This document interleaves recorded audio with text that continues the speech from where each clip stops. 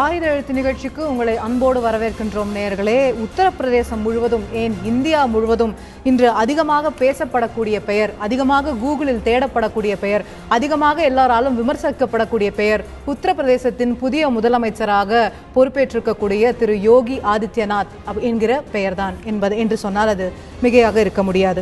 ஒரு புதிய முதலமைச்சரை இந்தியாவின் மிகப்பெரிய மாநிலமாக இருக்கக்கூடிய உத்தரப்பிரதேசம் பெற்றிருக்கிறது. இந்த மாநில முன்னேற்றமே என்னுடைய நோக்கம். சப்கா சாத் சப்கா விகாஸ், அனைவரையும் உள்ளடக்கிய ஒரு வளர்ச்சியை தான் நான் முன்னெடுத்து செல்வேன் என்ற ஒரு வாக்குறுதியும் அந்த புதிய முதலமைச்சர் யோகி ஆதித்யநாத் அவர்கள் தெரிவித்திருக்கிறார். ஆனால் சர்ச்சைகள் தொடர்கின்றன, பல கேள்விகள் எழுப்பப்பட்டு வருகின்றன. ஒரு இந்துத்துவ முகமாக முன்னிறுத்தப்பட்டிருக்கிறாரா யோகி ஆதித்யநாத் என்பது ஒரு பிரதானமான கேள்வியாக எழுந்திருக்கிறது. உத்தரப்பிரதேசத்தில் இருக்கக்கூடிய கோரக்பூர் பகுதியில் இருக்கக்கூடிய ஒரு மடத்தின் தலைவர், ஒரு ஆன்மீக தலைவராக இருந்தவர் 5 முறை தொடர்ந்து அங்கே பாராளுமன்ற உறுப்பினராக இருக்கிறார். தற்போது அவர் சட்டமன்ற தேர்தலில் போட்டியிடாமலேயே அந்த மாநிலத்தின் முதலமைச்சராக தேர்ந்தெடுக்கப்படுகிறார் என்று சொல்லும்போது இந்த தேர்வு என்ன மாதிரியான ஒரு செய்தியை கொடுக்கிறது? பாரதிய ஜனதா கட்சி ஒரு நேரடியான ஒரு செய்தியை இந்த தேர்வின் மூலம் கொடுத்திருக்கிறதா? இந்துத்துவ கொள்கைகளை தான் நாங்கள் முன்னெடுத்து செல்ல போகிறோம், இந்த ஒரு சர்ச்சைக்குரிய மனிதராக பார்க்கக்கூடிய இவரை ஒரு முதலமைச்சர் ஆக்கியிருப்பதன் மூலம் பாரதிய ஜனதா கட்சி சொல்லக்கூடிய செய்தி என்ன என்பது கேள்வியாக எழுந்திருக்கிறது. இந்த முடிவில் RSS உடைய தலையீடு இருந்ததா என்பது விமர்சன பார்வைக்கு உட்படுத்தப்படுகிறது. திரு யோகி ஆதித்யநாத் அவர்கள் கடந்த காலங்களில் முன்வைத்த கருத்துக்கள், பல சர்ச்சைக்குரிய பேச்சுக்கள் எல்லாம் தற்போது விவாத பொருளாக இருக்கின்றன. இந்த உத்தரப்பிரதேசத்தின் முதல்வராக்கப்பட்ட இந்த துறவி திரு யோகி ஆதித்யநாத் அவருடைய தேர்வு இயல்பானதா அல்லது இந்துத்துவ திணிப்பா என்ற தலைப்பில் தான் இன்றைய ஆயுத எழுத்து நிகழ்ச்சியில் நாம் விவாதிக்க இருக்கிறோம் நேர்களே. இந்த நிகழ்ச்சியில் நம்மிடையே இணையக்கூடிய விருந்தினர்கள் பாரதிய ஜனதா கட்சியின் சார்பாக அதன் செய்தி தொடர்பாளர் திரு KT ராகவன் அவர்கள் இணைகிறார். அதே போல அரசியல் விமர்சகர் திரு பெருமாள் மணி அவர்கள் இணைகிறார். பெரியாரியவாதியான அரசியல் விமர்சகருமான ஓவியா அவர்கள் இணைகிறார். அதே போல சாமானியர்களின் பிரதிநிதியாக ப்ரொஃபசர் அம்பேத்கர் லெனின் அவர்கள் இணைகிறார். அதே போல நம்மிடையே டெல்லி அரங்கத்திலிருந்து காங்கிரஸ் கட்சியின் செய்தி தொடர்பாளர் முன்னாள் நாடாளுமன்ற உறுப்பினர் மாணிக் தாகூர் அவர்களும் இணைந்திருக்கிறார். அனைவரும் இந்த நிகழ்ச்சிக்கு வரவேற்கின்றேன். நான் திரு ராகவன் அவர்களிடத்திலிருந்தே தொடங்கலாம்னு நினைக்கிறேன். இந்த தேர்வின் மூலமா ஒரு மெசேஜ் கொடுக்கப்பட்டிருக்கா பாரதிய ஜனதா கட்சியிலிருந்து? ஒரு ஹிந்து மத துறவி ஓப்பனா தன்னுடைய உடையிலிருந்து, தன்னுடைய பேச்சிலிருந்து, தன்னுடைய அனைத்து நடவடிக்கைகளையும், தன்னுடைய கருத்துக்களையும் முழுக்க அவர் இந்து மதத்தை முன்னிறுத்தியே கொண்டு போகக்கூடியவர், பல மத ரீதியான சர்ச்சைக்குரிய கருத்துக்களை தெரிவித்தவர். அவர் அந்த மாநிலத்தின் முதலமைச்சராக ஒரு 7 நாள் நீண்ட ஆலோசனைகளுக்கு பிறகு தேர்ந்தெடுக்கப்படுகிறார்னு சொல்லும்போது இதுதான் இனிமே இப்படிதான் இருக்கும் அப்படின்ற மாதிரி இந்து மத துறவி வரக்கூடாதான், இந்து மதத்தை சார்ந்தவர்கள் முதலமைச்சராக வரக்கூடாதான்? இந்தியாவில் 85% இந்துக்கள் இருக்கிறாங்க. ஓட்டு மாத்திரம் இந்துக்களுடைய ஓட்டு வேணும், அந்த மதத்தை சார்ந்தவர், மதத்தை ஃபாலோ பண்றவர் வரக்கூடாதா? எல்லாருமே அப்படித்தானங்க. இஸ்லாமிய துணை ஜனாதிபதி இருக்கிற ஒரு இஸ்லாம் சமுதாய அந்த மதத்தை ஃபாலோ பண்றாருன்னா என்ன தப்பு இருக்கு? அதே மாதிரி இந்து மதத்துறை வரக்கூடாதுங்கிறத நீங்க சொல்லுங்க. ஏன் முதல்ல சொல்லுங்க. ஏன் அந்த கேள்வி கேட்கப்படுதுன்னா, ஏன் அந்த கேள்வி பொதுத்தளத்திலயும் இன்னைக்கு சர்ச்சையாக இருக்குன்னா, ஒரு சர்ச்சை நீங்க பண்றீங்க, பொதுத்தளத்துல இல்ல, மக்கள் அங்க ஆதரிக்கிறாங்க. அதனாலதான் 5 முறை ஒரு MP வந்திருக்கிறார் இல்லையா? சர்ச்சைகள் இங்க வேணா மீடியா வேணா கிரியேட் பண்ணலாம். அங்க இருக்கிற மக்கள் 5 முறை அவர் பார்லிமெண்ட் மெம்பரா கொடுத்திருக்காங்க. கேள்வி முடிச்சுட்டா, ஒரு அரசாங்கத்தின் பிரதிநிதியாக, ஒரு அரசாங்கத்தின் தலைவராக, ஒரு சீஃப் மினிஸ்டரா இருக்கக்கூடியவர் அப்படிங்கிறவர் மத உணர்வுகளுக்கு அப்பாற்பட்டவரா இருக்கணும், செக்யூலரா இருக்கணும். அவருடைய மத உணர்வுகள் அந்த அரசாங்கத்தின் மீது அந்த எந்த ஒரு ரிலீஜியஸ் டென்ஷனையும் ஒரு அரசாங்கம் எடுக்கக்கூடாது அப்படிங்கிற ஒரு பார்வையை நம்ம செக்யூலரிசம். இந்து மதம்னா என்ன? இது செக்யூலரிசம்க்கு இந்து மதம் சம்பந்தம் கிடையாது. What is the meaning of secularism? Supreme Court define பண்ணியிருக்காங்க. நீங்க உங்களோட இன்ட்ரோடக்ஷன்லேயே சொன்னீங்க ஹிந்துத்துவம் is a way of life. நீங்க இந்துத்துவம் தான் பிஜேபியினுடைய இப்ப முகம்னு காட்ட விரும்புறாங்களா? எஸ், இந்துத்துவம் way of life. BJP Hindutva கோட்பாடுல முழுமையாக நம்பிக்கை வைத்திருக்கிற ஒரு கட்சி. ஆனா நீங்க சொல்ற இந்துத்துவம் வேற. நீங்க ஹிந்துத்துவம்னா ஆன்டி இஸ்லாம், ஆன்டி கிறிஸ்டியன் நீங்க சொல்லலாம். நாங்கள் இன்க்ளூசிவ்னஸ் தான் ஹிந்துத்துவம் சொல்றோம். அதனால எங்களுடைய புரிதல்ல சுப்ரீம் கோர்ட் ஏத்துக்கொண்டிருக்குது. இங்க பொறுத்த வரைக்கும் ஒரு முதலமைச்சராக யார் வர வேண்டும் என்று அந்த கட்சி முடிவு பண்ணணும். எங்களுடைய கட்சியினுடைய மூத்த தலைவர் 5 முறை பாராளுமன்ற உறுப்பினராக தேர்ந்தெடுக்கப்பட்டிருக்கிறார். இது அதாவது ராஜ்யசபா ரூட்ல வரல அவர். அந்த மக்களால், எந்த உத்தரப்பிரதேசத்தில் 20% இஸ்லாமியர்கள் இருக்கிறார்களோ அந்த உத்தரப்பிரதேசத்தில் இவருடைய தொகுதியிலும் கூட இஸ்லாமியர்கள் இருக்கிறார்கள். அவர்களும் வாக்களித்து இவர் இன்னைக்கு பார்லிமெண்ட் மெம்பரா 5 வருஷம் இருக்கிறார். இன்னைக்கு கட்சி வந்து அவரை முதலமைச்சராக தேர்ந்தெடுக்கிறதுல சட்டமன்ற உறுப்பினர் தேர்ந்தெடுத்தா இதுல எங்க தவறு நடந்திருக்கிறது? ஒரு இந்து மதத்தினுடைய அம்மா ஏற்கனவே மத்திய பிரதேசத்தினுடைய முதலமைச்சராக சாத்வி உமா பாரதி வந்திருக்கிறாங்க. அவங்களும் சன்னியாசி தான். அவங்க அப்பவே 15 வருஷம் ஆச்சு அவங்க முதலமைச்சரா வந்தது. அது ஒன்றும் தப்பு கிடையாது. ஒரு இஸ்லாம் இங்க வந்து இதுல மதத்தை பார்க்க வேண்டிய அவசியம் என்ன இருக்கு? நான் பெருமிதத்தோடு சொல்லுகின்றேன், நான் ஒரு ஹிந்து அப்படின்னு சொன்னா என்ன தப்பு இருக்கு? நான் ஒரு இஸ்லாமியன், ஒரு இஸ்லாமியன் பெருமிதத்தோடு சொன்னா தப்பு ஒன்றும் கிடையாது. உங்களுக்கு முதலமைச்சர் சொன்னா எல்லாருக்குமான முதலமைச்சராக இருக்கணும். நீங்க இது சொல்றீங்க, தமிழ்நாட்டில் உட்கார்ந்து முதலமைச்சரா உட்கார்ந்து இந்து மத நம்பிக்கையை பன்னாரி அம்மன் கோயில்ல தீ மிதிச்சா காட்டு மிராண்டித்தனம் என்று சொன்னவரும், நெத்தியில பொட்டு குங்குமம் வச்சிருந்தா நெத்தியில என்ன ரத்தம் வடியுதுன்னு சொன்னவரெல்லாம் முதலமைச்சராக இந்த தமிழகம் பார்த்திருக்கிறதே. அப்ப நீங்க கேள்வி கேட்டீங்களா? நீங்க இந்து மத இது ஒருத்தர் தப்புன்னு சொன்னா ஏத்திஸ்ட் கூட இல்லைங்க, ஏத்திஸ்டார் கூட தப்பு கிடையாது. கடவுள் நம்பிக்கை இருக்கிறவங்களை நான் குறை சொல்லல. கடவுள் நம்பிக்கை என்று சொல்லி இந்து மதத்தை தேவைப்படும் பொழுதெல்லாம் எப்பொழுதெல்லாம் அவமானப்படுத்த முடியுமோ அத்தனை அவமானங்களையும் படுத்தின முதலமைச்சரை தமிழகம் பார்த்திருக்கிறது. அப்பெல்லாம் நம்ம ஒன்னும் கொஸ்டினே பண்ணலையே. நான் வந்து பெருமையோட சொல்லும் பொழுது இந்துன்னு சொல்றதுல தப்பு இல்ல, பெருமையோட முஸ்லிம் சொல்றது தப்பு இல்ல. அது போன்ற சர்ச்சைக்குரிய கருத்துக்களை யோகி ஆதித்யநாத் தெரிவிக்கவே இல்லையாங்கிற கேள்வி பாருங்க. சர்ச்சைங்கிறது நீங்க கண்டுபிடிக்கிற வார்த்தை இல்ல. அதுதான் அந்த மாநிலத்துடைய மக்கள் அப்படி நினைக்கல. நீங்க தமிழ்நாட்டுல ஒரு முதலமைச்சர் வந்து ஒரு மதத்தை புண்படுத்தும் விதமா பேசி இருக்கிறாருன்னு சொல்றீங்க இல்லையா? அதே போன்ற கருத்து நீங்க பாக்கலையா, கேள்விப்பட்டது இல்லையா? நாம சொல்ல வேண்டாமா? எல்லாரும் பார்த்திருக்கிறோம். முதலமைச்சராக இருந்து எல்லாரும் பார்த்திருக்காங்க. ஆமா, காட்டு மிராண்டித்தனம் சொன்னவருங்க. நான் இல்லன்னு மறுக்கல. நான் அதே போன்ற கருத்துக்களை திரு யோகி ஆதித்யநாத் தெரிவித்ததே இல்லையா அப்படிங்கிற கேள்வி எழுந்திருக்கு. நம்ம அதை பத்தி விரிவா ஒரு செக்மெண்ட்ல விவாதிப்போம், கண்டிப்பா விவாதிப்போம். உங்களுடைய முதற்கட்ட கருத்தை நான் எடுத்துக்கிட்டேன். நான் திரு மாணிக் தாகூர் அவர்கள்ட்ட இந்த விஷயத்தை கொண்டு போக விரும்புறேன். திரு ராகவன் அவர்கள் சொல்வது போல அந்த மாநிலத்துடைய மக்கள் 312 பாஜக எம்எல்ஏக்களை எலெக்ட் பண்ணி பாரதிய ஜனதா கட்சியுடைய ஆட்சி அப்படிங்கறது தெளிவான ஒரு மேண்டேட்டை கொடுத்திருக்காங்க. அந்த 312 எம்எல்ஏக்களும் சேர்ந்து யாரை முதலமைச்சராக தேர்வு செய்கிறார்களோ அதற்கான முழு உரிமை அவர்களுக்கு சட்டப்படி இருக்கும்போது அந்த தேர்வை நம்ம ஏன் கேள்வி கேட்கணும், ஏன் விமர்சிக்கணும்? அது அந்த மக்களுடைய தேர்வா இருக்கக்கூடிய சட்டமன்ற உறுப்பினர்கள் அவர்களுடைய தேர்வா ஒரு முதலமைச்சர் தேர்ந்தெடுக்கிறாங்க. சட்டப்படி இதுல ஏதாவது தவறு இருக்குன்னு நம்ம சொல்ல முடியுமா? திரு மாணிக் தாக்கூர். வணக்கம். சட்டப்படி ஒரு தவறு இருக்காது, ஆனால் அதில் நியாயப்படி பார்க்க வேண்டியது இருக்குது. இப்போ சசிகலா அவர்களை தேர்ந்தெடுக்கும் பொழுது நாம் நியாயப்படி அது தவறு என்று சொன்னோம். ஏனென்றால் அவரை காட்டி மக்கள் ஓட்டு கேட்கவில்லை. அவரை ஜெயலலிதா அம்மையார் அவர்களை காட்டி அவர்கள் ஓட்டு கேட்டார்கள். சசிகலா அவர்களை பெரும்பான்மையான சட்டமன்ற உறுப்பினர்கள் தேர்ந்தெடுக்கும் பொழுது சகோதரர் ராகவன் அவர்களும் மற்றவர்களும் என்ன சொன்னார்கள்? அதே தான் இப்பொழுது இருக்கின்ற பிரச்சனை. யோகியை காட்டி ஓட்டு கேட்கவில்லை அவர்களை பொறுத்த மட்டிலே யாரை காட்டி அவர்களுடைய மாநில தலைவராக யாரை நிறுத்தினார்களோ அல்லது அவரை வந்து ஒரு எலெக்ஷன் கமிட்டியில் கூட வைக்காமல் ஒழித்து வைத்திருந்து இப்படி ஒரு அதிர்ச்சியை கொடுத்திருக்கிறார்கள். ஆனால் இதை பொறுத்த மட்டிலே, என்னை பொறுத்த மட்டிலே இது ஆச்சரியமாக நினைக்கவில்லை. ஏனென்றால் இது வந்து திரு மாணிக் தாகூர், நீங்க இந்த பாயிண்ட சொல்றதுனால இந்த கேள்வி வருது. 2009ஆம் ஆண்டு மீண்டும் மன்மோகன் சிங் அவர்கள் தான் பிரதமராக போகிறார் என்று அறிவித்து காங்கிரஸ் கட்சி தேர்தலை சந்தித்தது. 2014லயும் பிரதமர் வேட்பாளர் யாருன்னு அறிவிக்கல, 2004லயும் எனக்கு தெரிஞ்சு யாரு பிரதமர் வேட்பாளர்னு அறிவிக்கல. அப்போ அந்த வேட்பாளர் அறிவிக்கவே இல்லைங்கிறதுனால டாக்டர் மன்மோகன் சிங் ஏற்க முடியாதுன்னு சொல்லியிருக்க முடியுமா? இல்லையா? காங்கிரஸ் கட்சி எப்பவுமே அப்படி சொல்லலையே. காங்கிரஸ் கட்சியை பொறுத்த நான் சொன்னது திரு ராகவன் அவர்கள் சொன்னதற்காக சொன்னேன். ராகவன் அவர்கள் சொன்ன நியாயத்திற்கும் சட்டப்படி என்று நாங்க சட்டப்படியான ஒரு விஷயத்தை பற்றி நாங்கள் எப்பொழுதும் கேள்வி கேட்கவில்லை. எங்களை பொறுத்த மட்டிலே நான் கேட்பதெல்லாம் இதுதான். யோகியை பொறுத்த மட்டிலே என்னை பொறுத்த மட்டிலே நான் ஆச்சரியப்படவில்லை. ஏனென்றால் RSSனுடைய முகமாக இருக்கின்றவர்களைத்தான் அவர்கள் ஒவ்வொரு முறையும் அவர்கள் தலைவர்களாக ஆக்கியிருக்கிறார்கள். அதே கொஞ்ச நாள் கழிச்சு அவங்கள நம்ம வந்து லிபரல்னு சொல்ல ஆரம்பிச்சிருவோம். அத்வானி இப்பொழுது லிபரல் ஆகி விட்டார். கொஞ்ச நாள் கழிச்சு மோதியை நம்ம லிபரல்னு சொல்லிடுவோம். இவரே கூட இப்ப வந்து என்னன்னா யோகியை மிக இல்ல இன்னும் அத்வானி அவர்களையும் மோடி அவர்களையும் வாஜ்பாய் அவர்களையும் பாரதிய ஜனதா கட்சி தங்களுடைய தலைவர்களாக RSSல இருந்து வந்த தலைவர்களாக தான் அவங்க தொடர்ந்து சொல்லி வராங்க. எதிர்கட்சிகளோட பெர்செப்ஷன் தான் மாறிட்டே இருக்கான்ற கேள்வி வருது.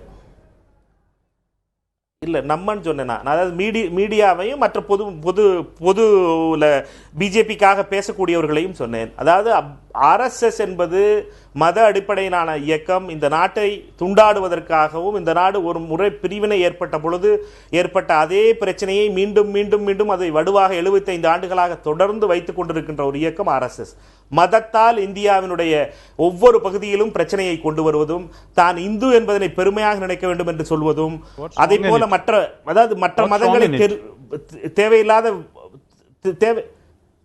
தேவையில்லாத வகையிலே மற்ற மதங்களை கேவலப்படுத்துவதும், மற்ற மதங்களை பற்றிய அவதூறான விஷயங்களை பேசுவதும் அவர்களுக்கு பெருமையாக இருக்கிறது. அதுதான் அவருடைய கொள்கை. அதை நாம் ஏற்றுக்கொள்ள வேண்டும். அது RSS மைய கொள்கையே அதுதான்.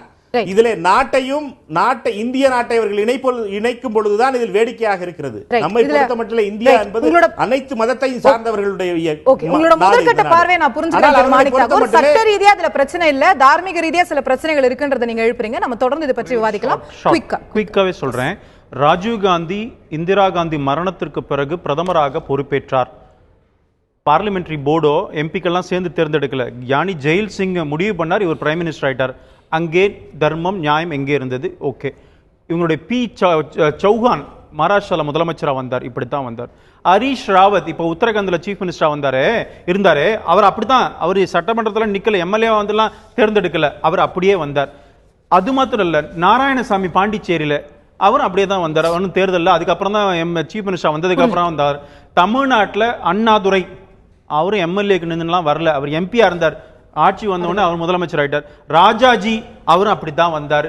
இப்ப உத்தரப்பிரதேசத்தில் இருக்கிற அகிலேஷ் யாதவ் அவர் எம்பியா இருந்தார், சட்டமன்ற தேர்தலில் போட்டியிடல, எம்பியா இருந்து அதுக்கப்புறம் முதலமைச்சரா வந்தார்.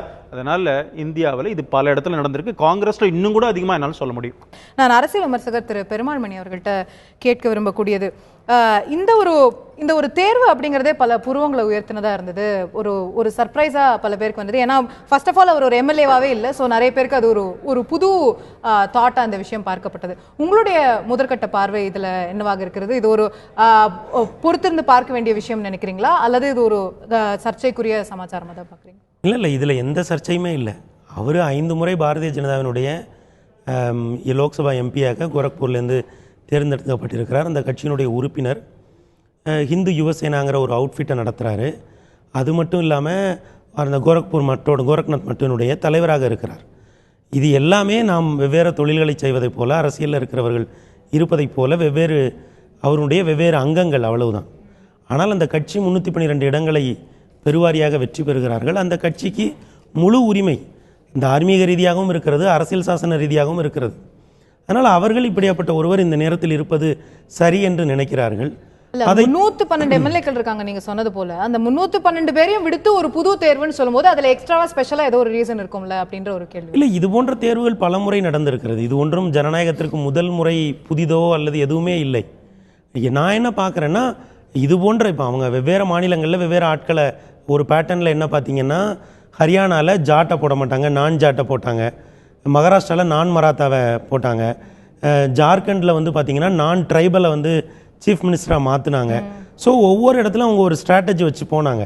இங்கே என்ன அவங்களுடைய எலெக்ஷன் ஸ்ட்ராட்டஜி என்னன்னு பார்த்தீங்கன்னா, ஓபிசி, அப்புறம் இல்லை அப்பர் காஸ்ட்டு, நான் முஸ்லீம், நான் ஜாதவ், நான் யாதவ் அப்படிங்கிற ஸ்ட்ராட்டஜி ரொம்ப ரிஸ்கியான ஸ்ட்ராட்டஜிங்க. ஆனால் அவங்க அதில் ஜெயிக்கிறாங்க. ஜெயித்த பிறகு இப்போ யோகியை போட்டதன் மூலம், அவங்களுடைய யோகி மகாராஜை போட்டதன் மூலம் அவங்களுடைய ஸ்ட்ராட்டஜி என்னவா இருக்கும்னு நான் நினைக்கிறேன். அப்படின்னா எப்போதுமே எந்த ஒரு கட்சியுமே அதனுடைய ஃபண்டமெண்டல் ஓட் பேங்கை விட்டு வெளியே போயிடக்கூடாது. என்னதான் மாடர்னாக நீங்கள் அரசியல் நடத்துனீங்கனாலும் உங்களுக்கு ஒரு ஃபண்டமெண்டல் ஓட் பேங்க் இருக்கும், ஹிந்து ஓட் பேங்க் ஒன்று உங்களுக்கு இருக்கும். நீங்கள் அதை நகர்த்தி நீங்கள் ஒன்றை மறந்துடக்கூடாது. என்னன்னா பிஜேபியினுடைய பரிச்சயாத்த தளமாக அவங்க வெவ்வேறு அவங்களுடைய சித்தாந்தங்களை பரிச்சித்து பார்த்த இடம் குஜராத் கிடையாது. பலமுறை அவங்க பரிச்சித்து பார்த்த இடம் உத்தரப்பிரதேசம் தான். அப்போ அவங்களுடைய அஜெண்டா ஒன்று இருக்கிறது. அந்த அஜெண்டாவை நம்ம அரசியல்ல ஏத்துக்கணும். அவங்களுடைய ஏன்னா அரசியல்ங்கிறது ஒரு தொடர் உரையாடல், அரசியல்ங்கிறது ஒரு தொடர் உரையாடல், ஒரு நீண்ட உரையாடல். இதுல எந்த விதமான தார்மீக நெறிகளையும் அவங்க மீறல, எந்த விதமான அரசியல் சாசன விதிமுறைகளையும் அவங்க மீறல. அவங்க இது தங்களுடைய ஹிந்து வாக்குகளை கன்சாலிடேட் பண்ணும் என்பதை தெரிந்து கொண்டு அவர்கள் யோகியை நியமித்திருக்கிறார்கள். இதில் எள்ளளவும் தவறு இருப்பதாக நான் மதிப்பிடுகிறேன். அரசியல் ரீதியான மூவ், சட்டப்படி அதுல தவறு இல்லை. இதற்கு நீங்க மாற்றுன்னு நீங்க சொன்னீங்கன்னா மாற்றான அரசியல் உரையாடலை தான் முன்னெடுக்கணுமே தவிர இதுல எந்த தவறும் இருப்பதாக நான் கருதவில்லை. நான் ஓவி அவர்கள்ட்ட இந்த விஷயத்தை கொண்டு போலாம்னு நினைக்கிறேன். பல கடந்த 2 நாட்களாகவே இந்த புதிய முதலமைச்சர் மீது பல்வேறு விமர்சனங்கள் தொடர்ந்து ஓடிட்டு இருக்குங்கிறத பாக்குறோம். பட் ஒரு ஃபிளிப் சைட்ல இந்த பக்கம் யோசிச்சிருந்தோம்னா, இதே உத்தரப்பிரதேசத்துடைய முதலமைச்சராகவோ வேற மாநிலத்துடைய முதலமைச்சராகவோ ஒரு கிறிஸ்துவ மத தலைவரோ ஒரு இஸ்லாமிய மத தலைவரோ வந்தா இதே அளவுக்கான சர்ச்சைகள் எழுந்திருக்கும்னு நினைக்கிறீங்களா? கண்டிப்பாக எழுந்திருக்கும். முதல்ல வர்றது ரொம்ப கஷ்டம், வர்றதுக்கான சாத்தியக்கூறுகள் இல்லை. அதாவது மத தலைவர் ஒரு இஸ்லாமியர் வரலாம், ஒரு கிறிஸ்தவர் வரலாம், ஆனா ஒரு மத தலைவராக வருவது அப்படிங்கிறது கண்டிப்பாக ரொம்ப கஷ்டம். அப்படி வந்தால் இவரை எப்படி நாம கண்டனத்தோடு பார்க்கிறோமோ நிச்சயமாக அதே கண்டனத்தோடும் சந்தேகத்தோடும் தான் எங்களை போன்றோர் பார்ப்போம். மத தலைவர்கள் வந்தா எந்த மத தலைவர் வந்தாலும் இதே கண்டனம் தான், இதே சர்ச்சை. 2 அடிப்படையான விஷயங்களை நான் முதல்ல முன்வைக்க விரும்புறேன். அதை வச்சுட்டு நான் நீங்க கேட்டாலும் கேட்கலைனாலும் தோழர் ராகவன் சொன்ன சில விஷயங்களுக்கு நான் பதில் சொல்லணும். ஏன்னா அதுக்கு நான் அப்புறம் வர்றேன். ஆனா முதல்ல இந்த இஷ்யூவில் அடிப்படையாக சொல்ல வேண்டியது 2 விஷயம் இருக்கு. ஒன்று, ஒரு நாட்டில் இருக்கிற சிறுபான்மை மக்கள் இருக்கிறாங்க இல்லையா, அவர்களுக்கு தரப்பட வேண்டிய பாதுகாப்பு என்பது அந்த சிறுபான்மை மக்களுக்கானது மட்டுமல்ல, ஒட்டுமொத்த சமூகத்தின் அமைதிக்கான. ஒரு சமூகம் அமைதியாக வாழணும். அப்புறம் ஒரு கலவரத்தை தூண்டுவதற்கு பெரும்பான்மை சிறுபான்மை தேவைங்கிற அவசியம் கிடையாது, 10 பேர் போதும். அப்போ ஒரு கலவரங்கள் எழாத ஒரு சமூக அமைப்பை முடிந்த அளவு நம்ம கட்டமைக்கிறது தான் கண்டிப்பா நமக்கான ஒரு கடமையாக இருக்க முடியும். அதனால தான் இந்துக்கள் 80% இருக்கலாம். மறுபடியும் இந்துக்கள்ங்கிற வரையறைக்குள்ளாரெல்லாம் நான் போக விரும்பல. அந்த 80% இல்ல, நீங்க சொல்ற அந்த கட்டமைப்பை உருவாக்குவதற்கு இவர் எந்த விதத்துல தடையா வரல, அதைத்தான் நான் சொல்ல வரேன். அப்ப சாலிட் மெஜாரிட்டி அப்படின்னு ஒருமனப்பட்ட மக்களாக அவர்கள் இருக்கிறார்கள் அப்படின்னு எடுத்துக்கிட்டாலுமே, அந்த வாதத்தை நான் ஏத்துக்கிட்டாலுமே கூட அவர்கள் 20% இருக்கலாம். ஆனால் இவர்கள் ஒன்றிணைந்து இயங்குவதற்கான ஒரு அமைப்பை தரணுங்கிறதுக்காக தான் நாம இதை மதச்சார்பற்ற நாடு அப்படின்னு அறிவிச்சிருக்கிறாங்க. சரி, அந்த மதச்சார்பற்ற நாடுங்கிற வாக்குறுதியின் அடிப்படையில தான் நாம பல்வேறு விஷயங்களை முன்வைக்கிறோம். அந்த இதுல இப்ப நீங்க முதல்ல கேட்ட மாதிரியே இவரை இப்ப பார்க்கும் பொழுது ஒரு மதவாதியாகவும் தன்னை வெளிப்படையாக பிரகடனப்படுத்துகிறார். அங்க ஒரு சந்தேகம் என்ன இருக்குன்னா, அவர் தனிப்பட்ட முறையில எந்த மதத்தை வேணா அவர் மதவாதியாக இருக்கலாம், அவர் மதத்துடைய தலைவராக இருக்கலாம், எப்படி வேணா இருக்கலாம். அவருடைய அரசு அப்படி இருந்தா தானே நம்ம கேள்விகள் கேட்கணும். இல்ல, அவருடைய அரசு எப்படி இருக்குங்கிறத இனிமே நம்ம பார்ப்போம். ஆனா ஒரு அரசியல்வாதியாக அவர் எப்படி இருந்திருக்கிறாருங்கிறது நமக்கு ஏற்கனவே தெரியும். ஒரு அரசியல்வாதியாக அவர் வெளியிட்டு இருக்கக்கூடிய அறிக்கைகள், அவர் பேசி இருக்கிற பேச்சுகள், அதாவது நீங்க அவர் முழுக்க இது ஒரு இந்து ராஷ்டிரமாக மாற்றப்படணும். இப்போ நம்ம மதச்சார்பற்ற நாடுன்னு ஒரு கட்டமைப்பு, அரசியல் கட்டமைப்பு வச்சிருக்கிறோமே, இதை மாற்றி இது இந்து மதத்துக்கான ஒரு நாடாக மாற்றணும்னு சொல்ற கொள்கையை ரொம்ப வெளிப்படையாக அறிவிக்கிறார். அப்படிப்பட்ட ஒருத்தர்கிட்ட இருந்து அந்த 20% ஓட்டு போட்டது ஒன்றை மட்டும் வச்சு அந்த மக்கள் எல்லாரும் தேர்ந்தெடுத்துட்டாங்கன்னா நம்ம சொல்ல முடியாது. இந்த இல்ல வேற எதை வச்சுன்னா, நீங்க குஜராத் மாதிரியோ அது மாதிரியான சம்பவங்கள் நடக்காம இருக்கிறத வச்சுதான் சொல்ல முடியும். அது இனிமே தெரியும். அதைத்தான் நான் சொன்னேன். ஒரு அரசியல்வாதியாக அவர் தன்னை வெளிப்படுத்தி கொண்டு இருக்கிற விதம், அதாவது பெண்களுக்கான ரிசர்வேஷன் பில் அவர் ஏத்துக்கறல.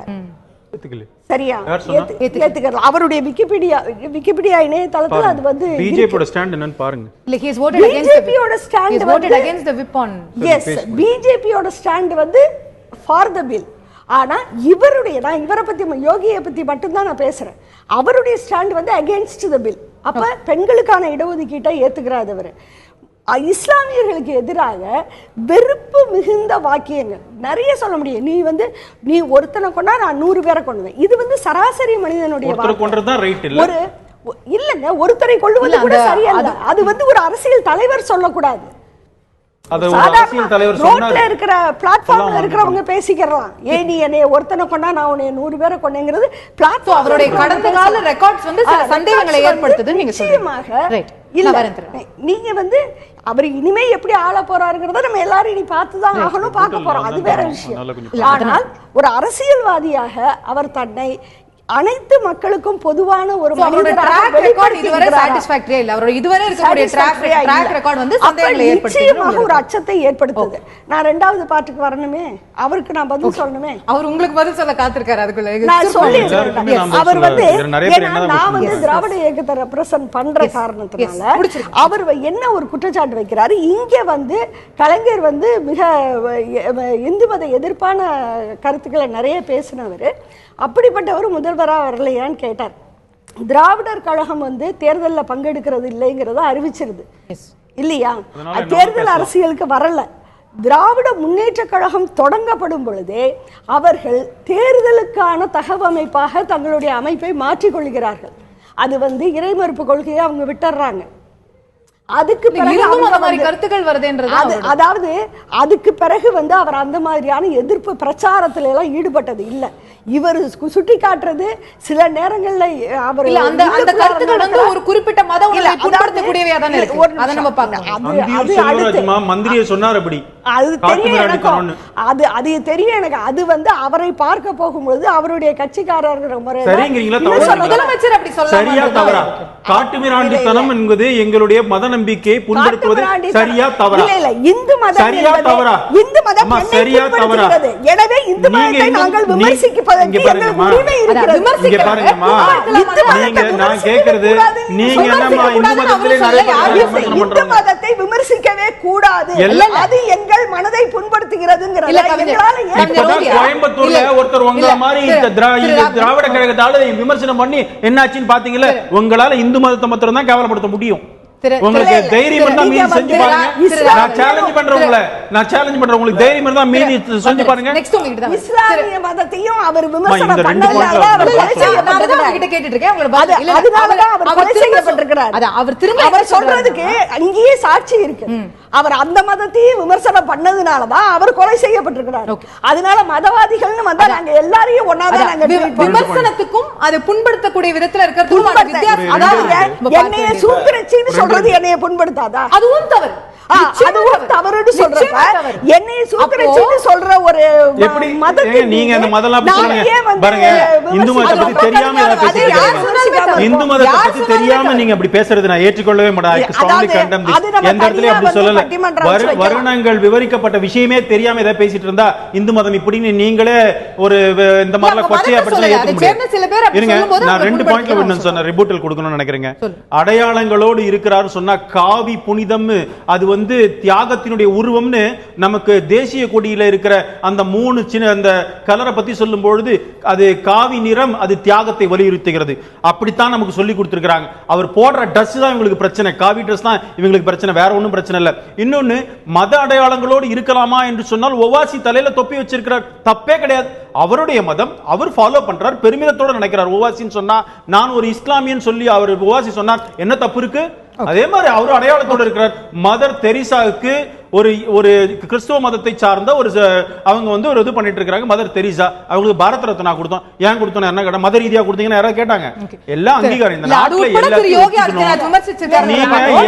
இருக்கட்டுமா, நான் என்ன சொல்றேன், நீங்கள் மத அடையாளங்களோடு ஒருவர் இருக்கிறார் சொன்னா அதை கொச்சைப்படுத்துவதற்கு உங்களுக்கு ரைட் இல்ல. இந்த நம்முடைய தேசிய கொடியில காவி என்று சொன்னால் தியாகம்னு தான் சொல்லிருக்கு. அவர் ஏன் காவி ட்ரெஸ் போட்டிருக்காருன்றது யாருமே கேட்கல. அந்த உடையில அவர் பேசக்கூடிய கருத்துக்கள் தான் இங்க சர்ச்சை. நீங்க உடை நான் என்ன ட்ரெஸ் போடணும் நீங்க முடிவு பண்ண முடியாது.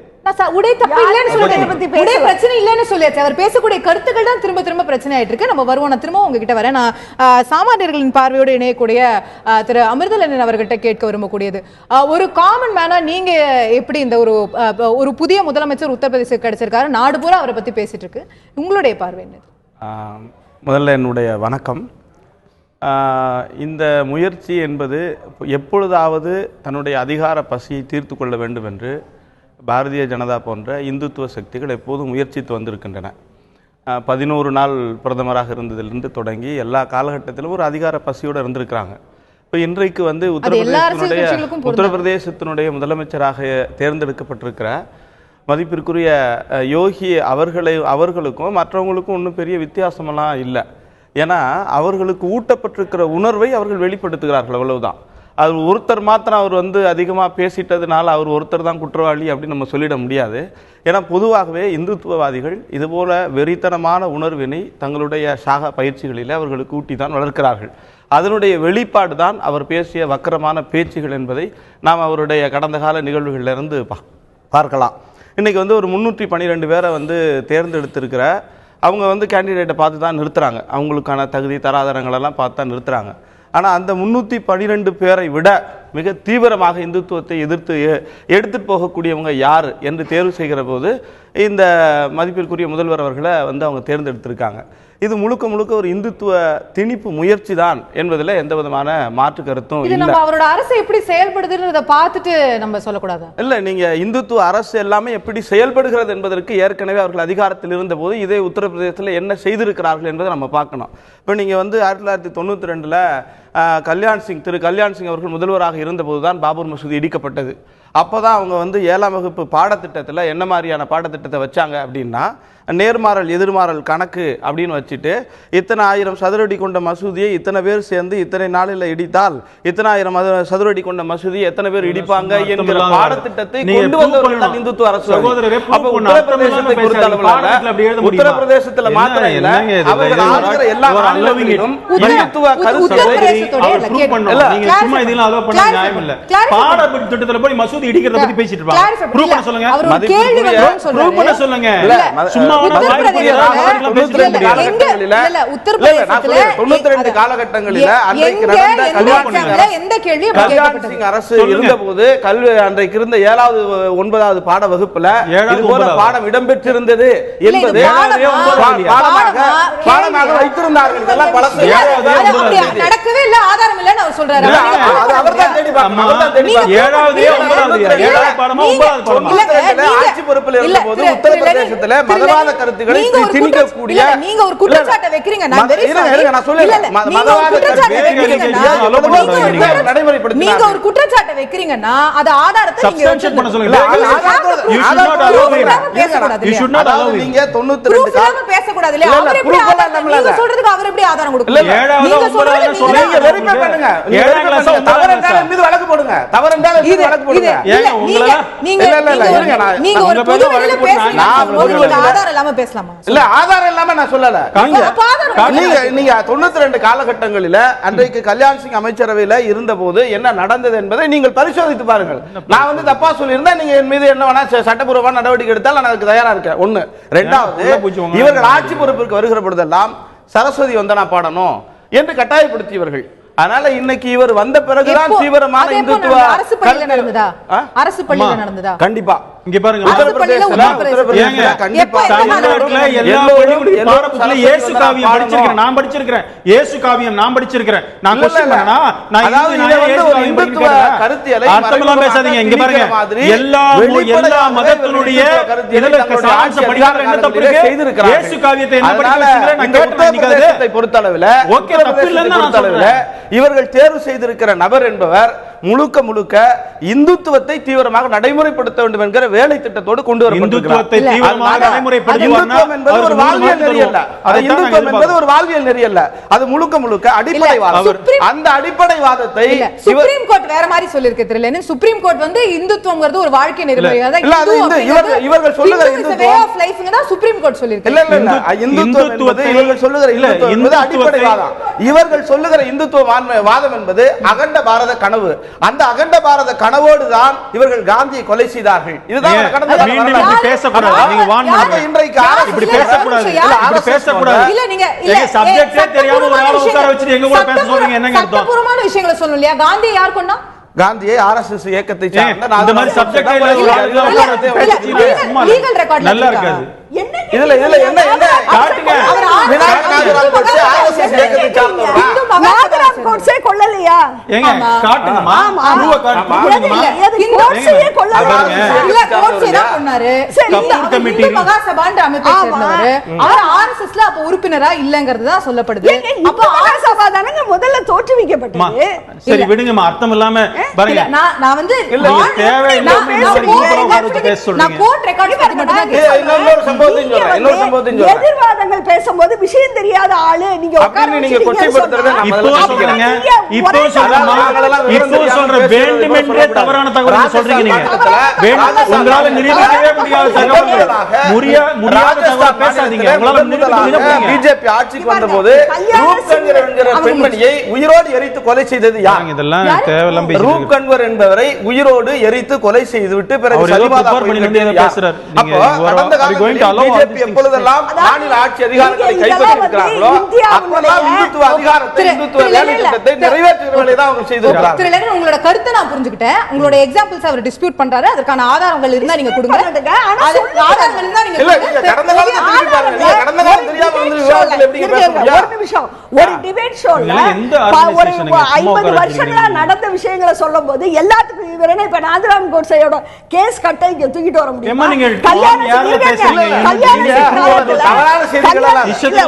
கடந்த கால அரசியல் வரலாறு தெரியாம நீங்க எப்படி விவாதத்துக்கு வர முடியும்? ஆட்சியில நடந்ததுன்னு சொல்லும் பொழுது இட் இஸ் ஹிஸ்டரி. நீங்க அது ஒவ்வொன்றுக்கு நான் என்ன ஏழாவது கொடுக்கணும்.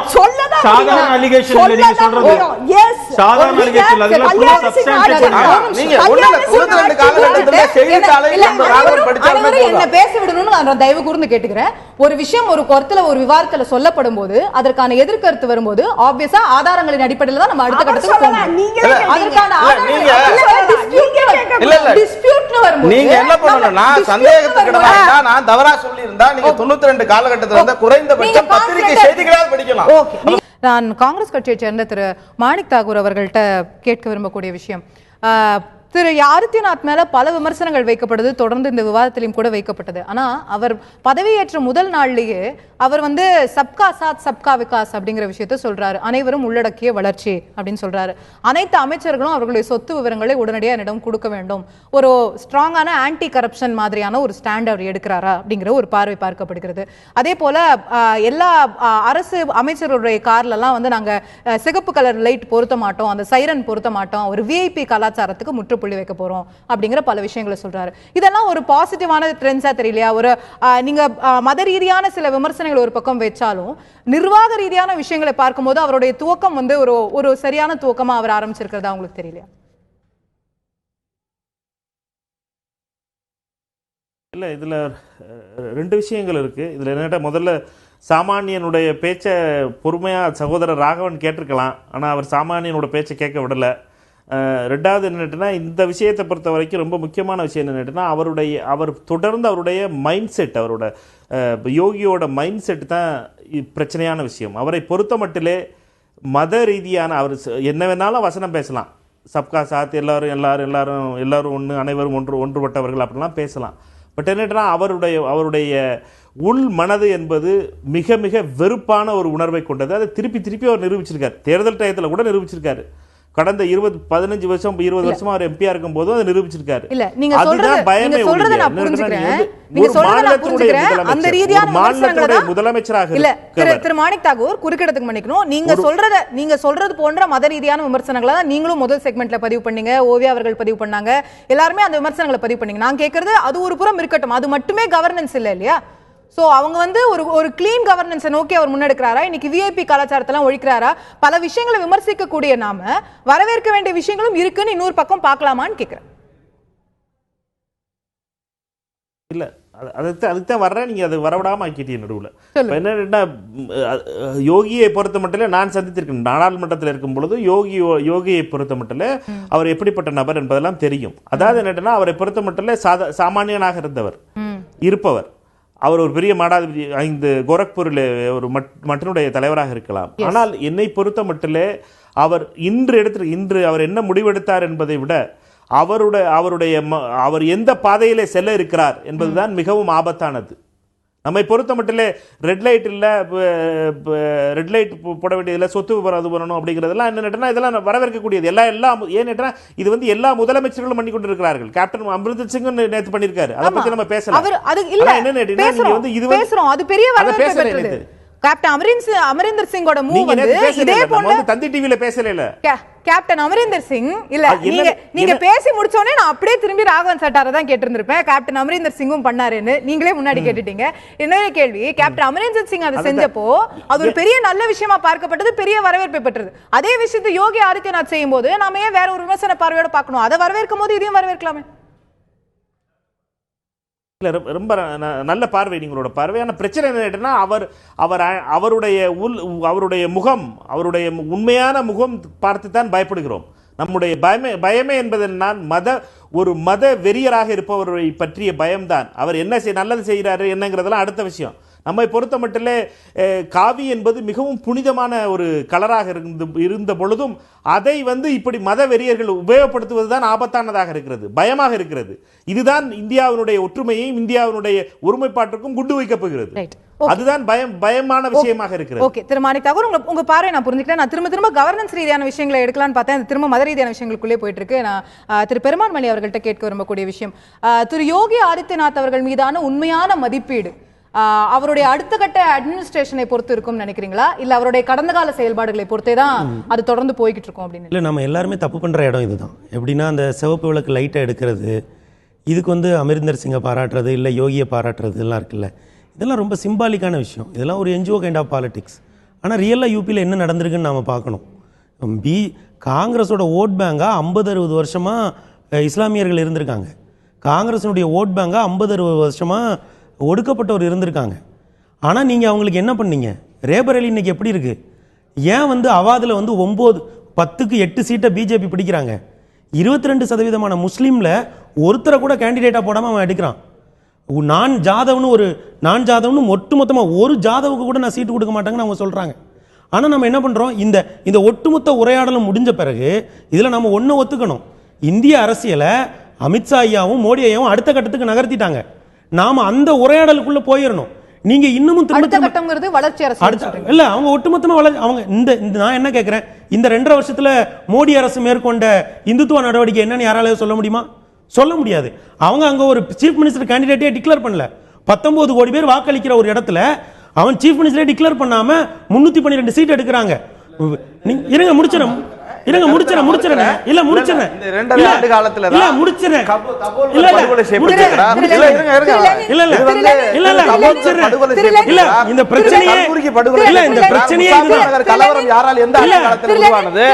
சாரி, நீங்க பேசும்போது அவர் குறுக்கிடல. இல்ல அது ஒரு தவறான கருத்து. முடிச்சறேன் அவர் பேசி. இல்ல என்ன பிரச்சனைனா, இந்துத்துவான்னு சொல்லக்கூடிய ஆட்கள் நிஜமாகவே யார் மேல இந்துத்துவான்னு சொல்றாங்களோ அவங்க அரசியல் அடுத்த கட்டத்துக்கு நகர்த்திட்டாங்க. ஆனா அவங்களுக்கு மேல விமர்சனம் வைக்கக்கூடியவங்க இருக்காங்கல்ல, அவங்க தொடர்ந்து ஹாலவான விமர்சனத்தை தான் வைக்கிறாங்க. ஆக இதுல என்ன மாறுதுன்னா, யோகி மேல உங்களுக்கு என்ன விமர்சனம் இன்னைக்கு? அதை அரசியல் ரீதியா உங்களால ஏன் எதிர்கொள்ள முடியல? கல்யாண் சிங் மேல ஒரு விமர்சனம் வந்தது. கல்யாண் சிங் ஆட்சியை இழந்தாரு. அதற்கு பிறகு என்ன நடந்தது? இது ஒரு சாதிய சமூகம், இது ஒரு மதவாத சமூகம். இங்க மதவாத வாக்குகள் எப்படி போகுது, மைனாரிட்டி ஓட்டிங் பேட்டர்ன்ல என்ன பிரச்சனை அப்படிங்கறத கண்டுபிடிச்சு தானே இன்னைக்கு பிஜேபி ஜெயிக்கிறாங்க.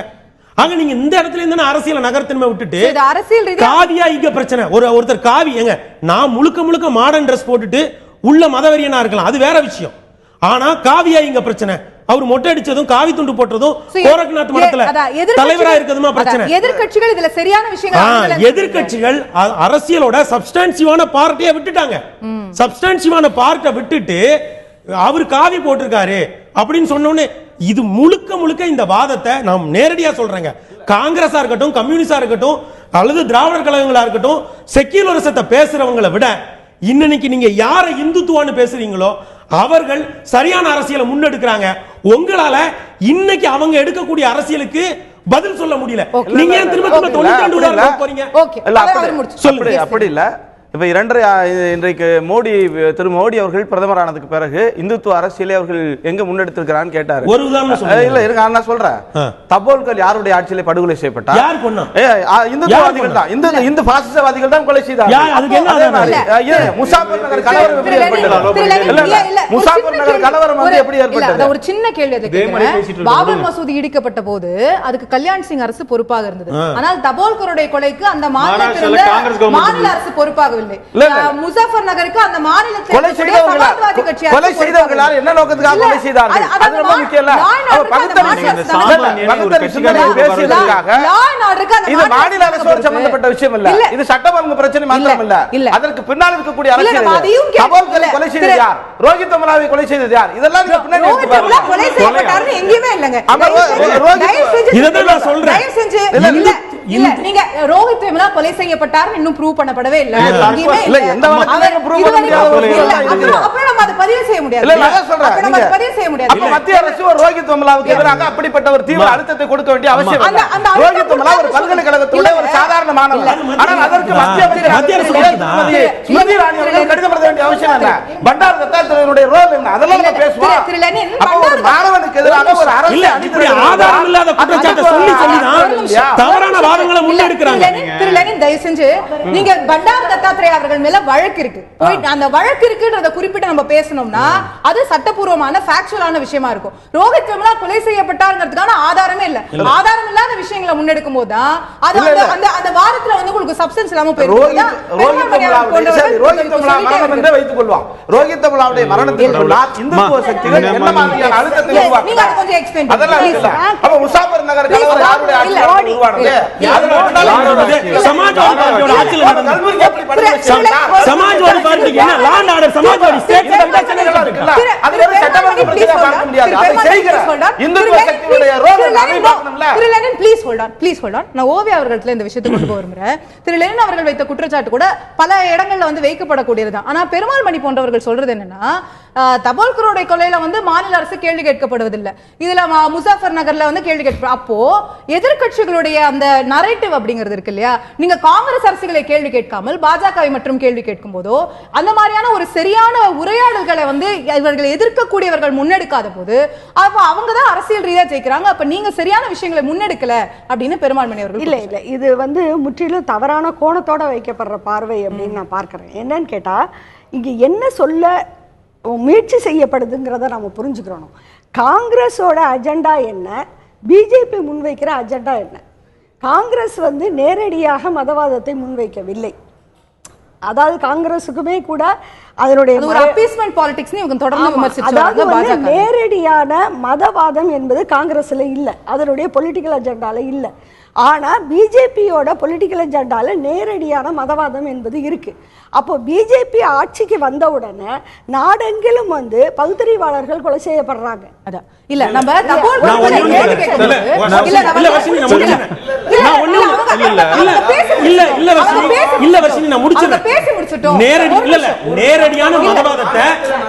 நேரடியான மதவாதத்தை 2014 தேர்தலில் இருந்து இன்னைக்கு வரை பாஜக எங்க வச்சாங்கன்னு ஓவியா அம்மாவை சொல்ல சொல்லுங்க.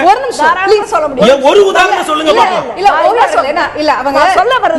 இல்ல நம்ம தபோல்கர் அவர்களுடைய கொலையோ யாருடைய கொலையோ விமர்சிக்கும் போது இரண்டு அரசுகளுக்கும் இப்போ இவங்க இப்ப மாநில அரசுக்கு அதுல இருக்கக்கூடிய ரோல் பத்தி பேசப்படவே இல்லை. அதுக்காக தான் நான் சொல்ல வர்றேன். அங்கதான் ஏன்னா மாநில அரசு இப்ப ஒரு மாநில அரசு லா அண்ட் ஆர்டருக்கு பொறுப்புங்கிறது ஒரு பக்கம் இருக்கட்டும். ஆனா அதற்காக அதனுடைய அஜெண்டாவிலேயே இல்லாத ஒரு விஷயம் எதிர்கட்சியினரால செய்யப்பட்டா கூட அதை கட்டுப்படுத்த மாநில அரசு தவறிடுச்சு வேணா நீங்க பாலிடிக்ஸ் பேசலாமே ஒழிய அங்கதான் அந்த அஜெண்டா யாருடையதுங்கிறத நம்ம பேசாம இருக்க முடியாது கேக்குறாங்க. உடனடியா அதுக்கு வந்து மோடி பொறுப்பு.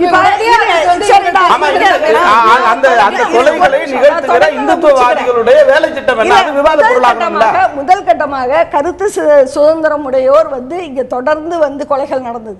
அது கல்புரிக்கு தொடர்ந்து பல இடங்களை நம்ம சொல்லலாம். அடுத்து உயர்கல்வி நிறுவனங்கள்ல மாணவர்களுடைய பிரச்சனை. நீங்க இந்த சப்ஜெக்ட்டுக்கே வர மாட்டீங்களாமா? உங்கள நான் கேக்குறேன். நீங்க என்ன சப்ஜெக்ட்டுக்கு எங்களை கூட்டிங்க என்ன பேசிட்டு இருக்கீங்க? இல்ல இப்போ ஒரு கான்ட்ரோவர்சி ஆயிடுச்சு. நீங்க என்ன சப்ஜெக்ட்டுக்கு கூட்டிங்க விவாதத்துல என்ன பேசிட்டு இருக்காங்க? சாமானியங்கற ஒருத்தர கூட்டிட்டு வந்துட்டு ஒரு ஃப்ரெஞ்ச் குரூப்போட ஆள உட்கார வச்சு சாமானிய கருத்துதா உத்தரப்பிரதேசத்தோட சாமானிய கருத்து பிஜேபி கவர்மெண்ட் இது இல்ல இவர்கள் சாமானிய நீங்க ஒரு அமைப்போட ஆள உட்கார வச்சு சாமானிய நாங்களா பதில் சொல்லணும்னு பேசினா என்ன அர்த்தம்? நான் எக்ஸ்பிளைன் பண்றேன். நீங்க எதுக்கு இந்த சப்ஜெக்ட் பேசுறீங்க எனக்கு புரியல. ஒரு விஷயம் சர்ச்சைக்குள்ள இருக்கு. You are not allowing me. What is the point? ஒரு விஷயம் சர்ச்சை ஒன்னு பண்ணலாம். கிழக்கு இந்திய கம்பெனி இந்தியாவுக்கு வந்ததுல ஆரம்பிங்க. என்னவோ அவர் பேசிட்டு இருக்காரு, நீங்க அலோ பண்றீங்க. ஒரு விஷயம் சர்ச்சைக்குள்ள இருக்கு, அதை ரிசால்வ் பண்ணனும்னு ஓவியார்கள் விரும்பறாங்க. அவங்க முடிச்சோனே அவங்க கிட்ட தான் வந்திருக்கேன். No, my point is அவங்க முடிச்சதுக்கு அப்புறம் உங்க கிட்ட வந்தாங்க. முடிச்சதுக்கு அப்புறம் உங்க கிட்ட வந்தாங்க. ஊபி முதல்வர் அவர்கள் சொல்லுங்க. நீங்க இன்றைக்கு நாம என்ன சப்ஜெக்ட் பேசிட்டு இருக்கோம்? இன்றைக்கு முதல்வர் அவர்கள் Thank you sir. இல்ல அப்படி நடக்கக்கூடிய தொடர் நிகழ்வுகள் அப்படிங்கிறது அந்த அரசாங்கத்தினுடைய ஆட்சி காலத்துல நடக்கும் பொழுது அந்த அஜெண்டாவை அவங்க கொஸ்டின் பண்றாங்க. Okay, anyway come to the next point. Perumal Mani என்ன சொல்ல வர்றாரு அப்படின்னு சொன்னா, இப்படி அதாவது நீங்க அவர் இன்னொரு இன்டைரக்டா ஒரு விஷயத்த சொல்ல வர்றாரு. நீங்க அவங்கள நோக்கி நீங்க டிஃபென்ஸ் பிளே பண்ற அளவுக்கு சொசைட்டில நீங்க அஃபென்சிவாவும் ப்ராக்ரெசிவாவும் நீங்க முன்னாடி வரலன்னு ஒரு குற்றச்சாட்டு அவர் வைக்கிறதா நான் புரிஞ்சுக்கிறேன்.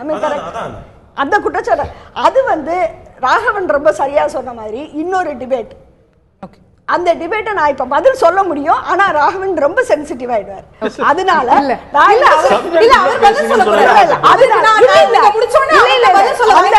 அந்த டாபிக்ங்கிறது இன்னொரு பெரிய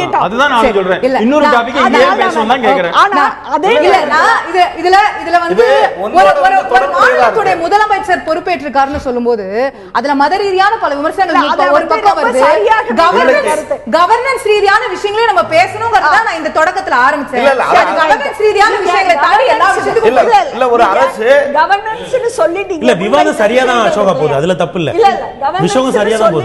முன்வைத்தீங்க இல்லையா, அந்த கருத்துக்களை பொறுத்த வரைக்கும் அந்த மாதிரியான அறிவிப்புகளை ஏன்னு கேட்டா அரசியல்ல எளிமை வேணுங்கிறத நான் மனப்பூர்வமா ஒத்துக்கிறேன், வரவேற்கிறேன். அதை யார் செஞ்சாலும் திரு யோகி ஆதித்யநாத் அவர்கள் இன்னைக்கு சிவப்பு விளக்கு வேண்டாம்னு சொன்னது நம்ம வரவேற்கிறோம். நான் திரும்ப ஓவிய மாட்டேன், நான் சொல்றது இதுதான் நான் சொல்றேன். திரு ராகவன் இல்ல ப்ளீஸ் திரு பெருமாள் மணி ஸ்போக்கன் எனஃப் இந்த செக்மெண்ட். திரு ராகவன் உங்களை என்னெல்லாம் பதிலளிக்கணும்னு விரும்புறீங்களோ நீங்க. அதாவதுமா மதவாதம்னு இப்ப சொல்ல ஆரம்பிக்கல. நீங்க திரு பெருமாள் மணி சொன்ன விஷயத்தை ஒத்துக்கிறேன்.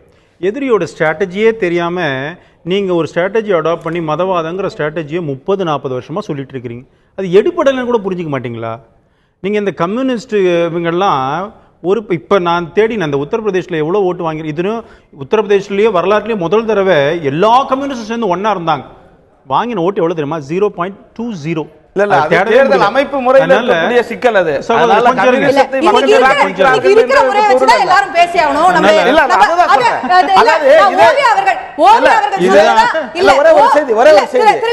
இதே தேர்தல் அமைப்பு முறையில தான் அண்ணாதுரை தோத்து போனா, இதே தேர்தல் அமைப்பு முறையில தான் அம்பேத்கர். ஓவியா அவர்கள் சொன்னதுதான் இப்ப சொல்ல விரும்புறேன். அது இன்னொரு விவாதம், நாம் இன்னொரு நாள் நிச்சயமாக விவாதிப்போம். அதனாலமா நான் என்ன சொல்றேன், என்னுடைய நண்பர்களுக்கு, கம்யூனிஸ்ட் நண்பர்களுக்கு, இவங்களுக்குலாம் என்ன தெரியுமா சொல்கிறேன், இந்த கடவுள் மறுப்பியங்கள்லாம் ஸ்ட்ராட்டஜியை மாற்ற ட்ரை பண்ணுங்க, இல்லாட்டி இல்லாமையே போயிடுவீங்க.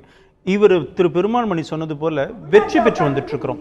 வெற்றி பெற்று தமிழ்நாட்டில் நாங்கள் ஒரு எம்பி இருக்கிறோமா, 75 லட்சம் பேர் ஓட்டு போட்டிருக்கிறாங்க. உங்களுக்கு இன்னைக்கு பிஜேபியை இதே மாதிரி குற்றம் சாட்டதுனால வெற்றியே கிடைக்கலங்கிறது கூட புரிஞ்சுக்க மாட்டீங்க நீங்க. நாங்க ஆளுங்கட்சியாக இன்னைக்கு 16 மாநிலத்தில் இருக்கிறோம், 1-2 இல்ல. நார்த் ஈஸ்ட்ல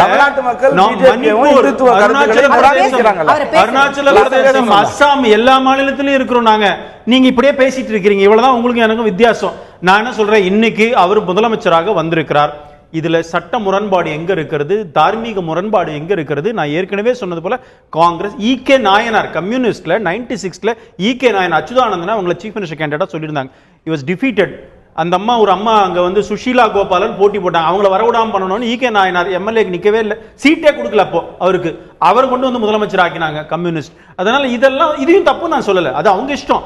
அதனால எதுவுமே தப்பா, எதுவுமே சட்ட ரீதியாக நடக்காத ஒரு விஷயத்துல ஒரு எம்பி 5 முறை இருந்திருக்கிறாரு. கடந்த காலங்களில் நல்ல செயல்பாடு இருந்ததுனால தான் அந்த மக்கள் தேர்ந்தெடுத்திருக்கிறாங்க. அப்படின்னும் போது அதை அப்ரிஷியேட் பண்ண தெரிஞ்சுக்கோங்க. எப்ப பார்த்தாலும் இப்படி பேசாதீங்க. மக்கள் தீர்ப்பு, மகேசன் தீர்ப்பு மதிக்க தெரிஞ்சுக்கோங்க. நான் இதுல பஞ்சாப்ல தோத்துட்டோம், நாங்க நின்று 23 சீட், ஆனா எங்களுடைய கூட்டணி தோத்து போச்சு. நான் ஏத்துக்கிறேன், நான் சுய பரிசோதனை நாங்கள் செய்து கொள்ள வேண்டும் பஞ்சாபிலே என்பதை நான் ஏற்றுக்கொள்கின்றேன். நீங்கள் துரத்தி மக்கள் கம்யூனிஸ்ட் சித்தாந்தத்தை விரட்டி அடிக்கிறார்கள். ஆனா நான் இப்படித்தான் இருப்பேன். கடவுள் மறுப்பு இயக்கத்துல தமிழ்நாட்டுல இடமே இல்ல. திருவண்ணாமலையில மாசம் 5 லட்சம் பேர் கூடுறான் பௌர்ணமிக்கு. நீங்க உங்களுடைய திட்டங்கள்லாம் கடவுள் இருப்பு மாதிரி இதெல்லாம் தமிழ்நாட்டிலே போயிடுச்சுன்னும் போது அதை கூட உங்களோட புரிஞ்சுக்க. நான் திரு மாணிக் தாகூர் அவர்களிடத்தில் கேட்க விரும்பக்கூடிய விஷயம், சற்று நேரத்தில் நீங்க விடைபெறணும்னு புரிஞ்சுக்கிறேன், அதனால உங்கள்கிட்ட சில கேள்விகளை முதல் கட்டமாக முன்வைக்க விரும்புகிறேன். இந்த ஒரு உத்தரப்பிரதேச தேர்தல் வெற்றியும் அதை தொடர்ந்து பாரதிய ஜனதா கட்சி இப்போ 5 மாநிலங்களில் தேர்தல் நடைபெற்றது, 4 மாநிலங்களில் அவங்க ஆட்சியில் இருக்கிறாங்க, முதலமைச்சர்களை நியமித்திருக்கிறாங்க அப்படின்னு சொல்லும்போது 2019 இல்லை அடுத்த கட்ட தேர்தல்களை நோக்கி போகும்போது எதிர்கட்சிகள் அனைவரும் ஒன்றிணைவதற்கான ஒரு பிளாங்காக இது மாறி இருக்கிறதா, அதற்கான சாத்தியக்கூறுகள் இருக்கிறதா, அதை காங்கிரஸ் கட்சி முன்னெடுக்குமா? அதாவது இந்த நடந்து முடிந்த தேர்தலில் 2 தேர்தலில் அவர்கள் வெற்றி பெற்றார்கள், மித்த 2 மாநிலங்களில் விலைக்கு வாங்கினார்கள். ஆக மொத்தம் 4 மாநிலங்களாக மாற்றியிருக்கிறார்கள். வருகின்ற தேர்தலை பொறுத்த மட்டிலே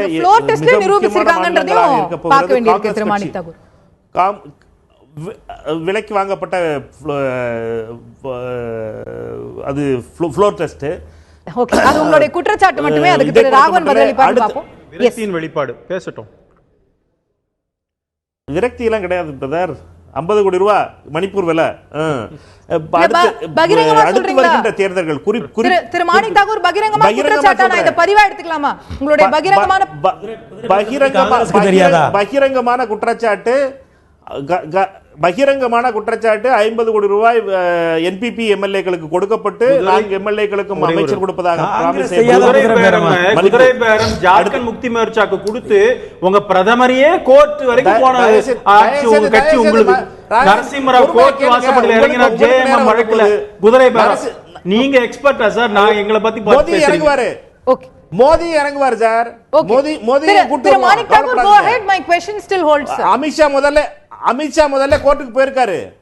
ஜெயிலுக்கு மாநிலத்தை விட்டு வெளியில அனுப்பப்பட்டிருக்காரு. My question still stands திரு மாணிக் தாகூர். அத பேச போனோம்னா ரொம்ப ஆயிரும். சரி, இந்த டாபிக் வேணாம், அது புது டாபிக் ஆயிருது. நிறைய புது டாபிக் மாநிலங்களிலே அடுத்த ஆண்டிலே நடக்க போகுது. அடுத்த ஆண்டிலே வரப்போகின்ற தேர்தல்கள் மிக முக்கியமான தேர்தலாக இருக்க போகிறது. கர்நாடகம் மற்றும் இமாச்சலத்தில் தொடங்கி குஜராத், கர்நாடகம், இமாச்சலம் மற்றும் அடுத்து வரப்போகின்ற இந்த 4 மாநிலங்கள் சத்தீஸ்கட், மத்திய பிரதேஷ், ராஜஸ்தான், இந்த 6-7 மாநிலங்களுடைய தேர்தல்கள் மிக முக்கியமானதாக இருக்க போகிறது. ஏனென்றால் இந்த மாநிலங்களிலே காங்கிரசும் பிஜேபியும் மட்டும்தான் எதிரெதிர் நிற்கப் போகின்றன வரப்போகின்ற மாநிலங்களிலே.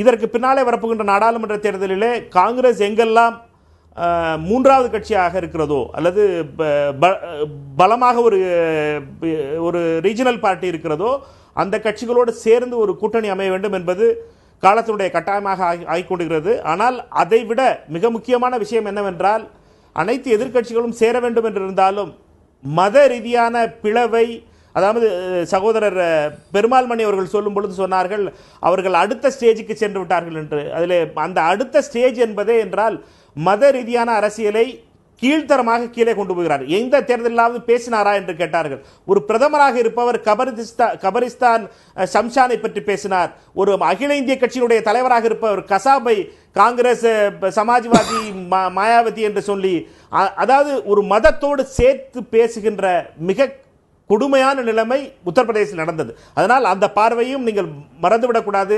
மதத்தை மிக மிக கொடுமையான விதத்திலே மத வெறியோடு சேர்ந்து தேர்தலை அணுகப் போகிறார்கள். அனைத்து இந்தியாவினுடைய எதிர்காலமும் இந்தியாவினுடைய ஒற்றுமைக்கும் மிகப்பெரிய கேள்விக்குறியாக இருக்க போகின்ற தேர்தலாக இருக்க போகிறது 2019.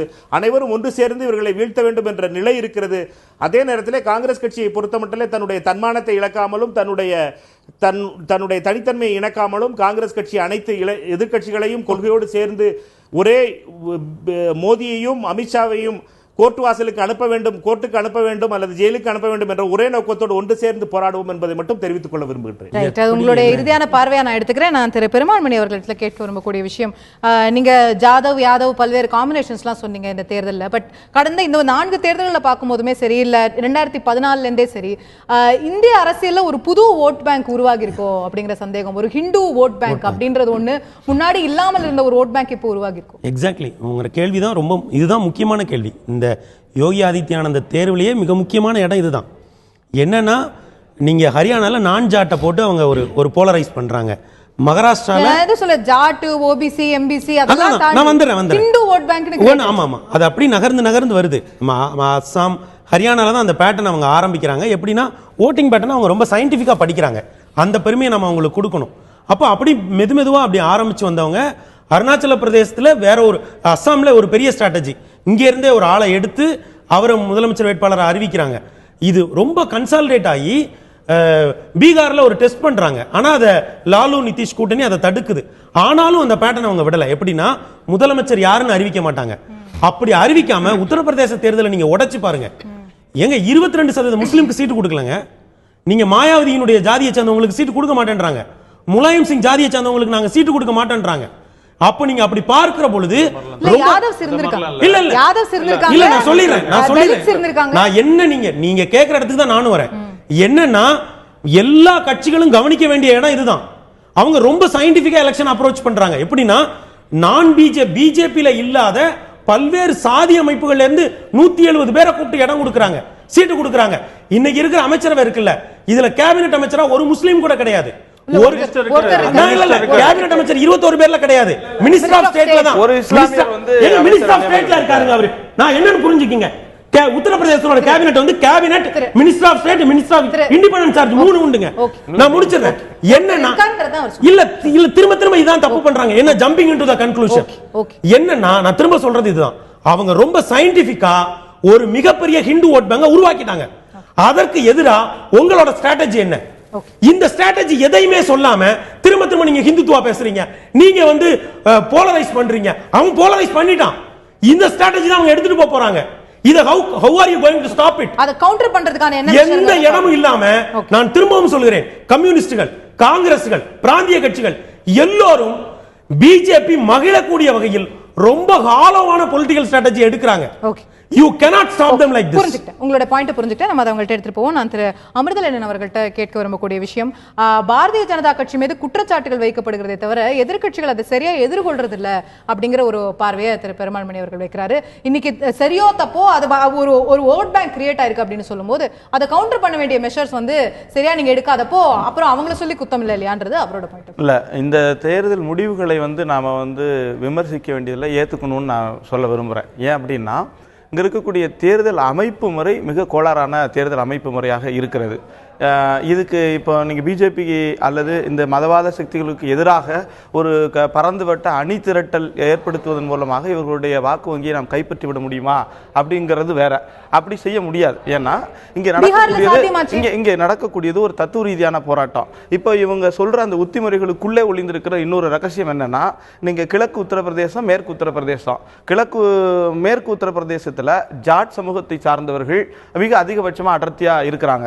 ஏறக்குறைய வந்து இன்றைக்கு அங்க இருக்கக்கூடிய 140 இடங்களில 116 இடங்களில இவர்கள் வந்து வெற்றி பெற்றிருக்கிறார்கள்.